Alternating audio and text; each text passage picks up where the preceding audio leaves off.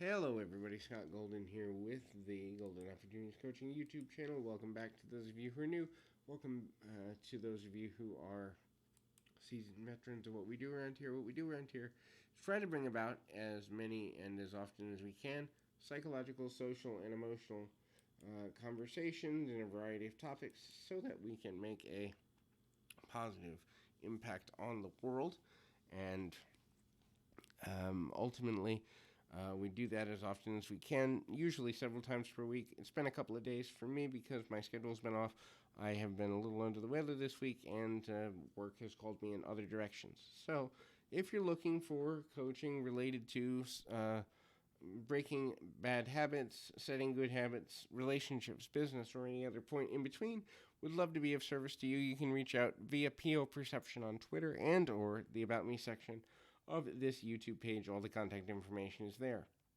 Signs that you are exceptionally smart is what we're going to talk about today, and the there's 5 things I want to run through. The first is you talk to yourself or have a good conversation with your inner voice.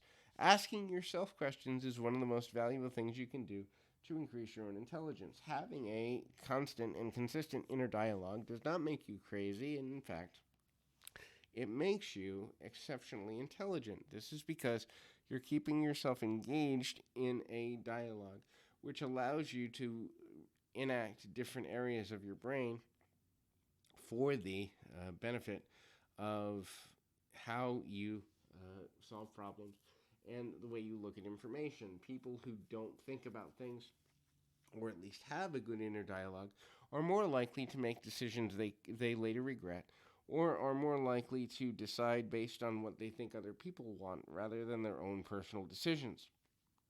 The next is going to sound really weird, but if people call you lazy, you might actually be pretty smart.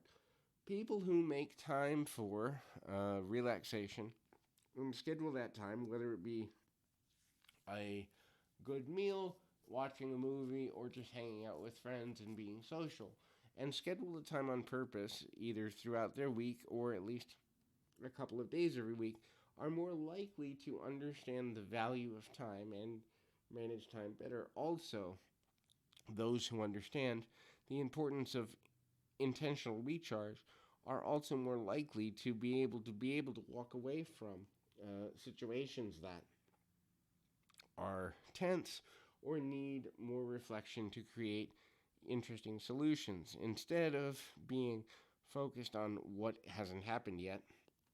And then a person can look at things with fresh eyes after a few hours or a day or so when they need new inspiration or a new angle to look at things from. Now, the next is people that tend to be more functional at night have been proven to be smarter. This happens because they are able to regulate their time at when their body is best.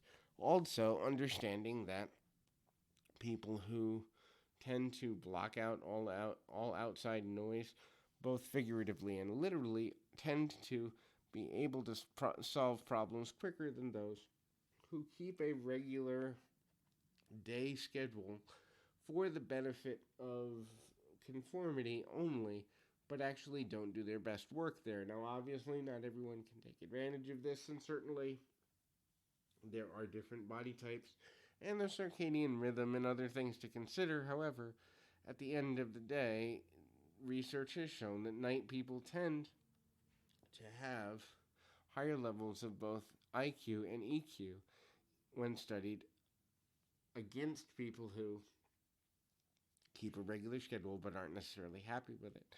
If you tend to be an artist, either in written word, spoken word, or visual arts, you tend to be on the more intelligent side. This is because creativity and intelligence go hand in hand. The more often you are able to take a metaphorical blank slate and turn it into something, the easier it is to link for problem solving purposes. This means that a person who can take a blank canvas and create something with it, either through sound or visual art, is more likely to have an easier time connecting neurosynaptic functional parts of the brain that deal with problem solving, emotional processing, and other interesting factors. So, if you're an artist, you might just have a little edge over people who are more black and white thinkers who have difficulty with creating.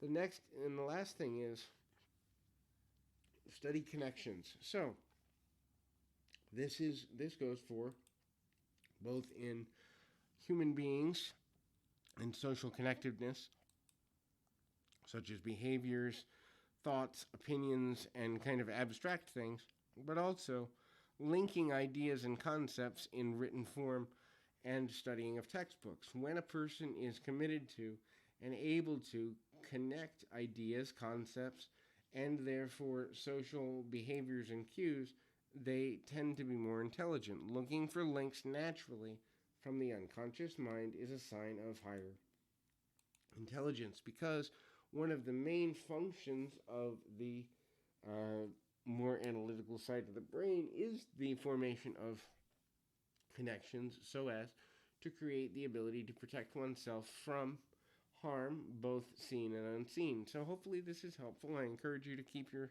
feet on the ground, your mind in the moment. Until next time, everybody.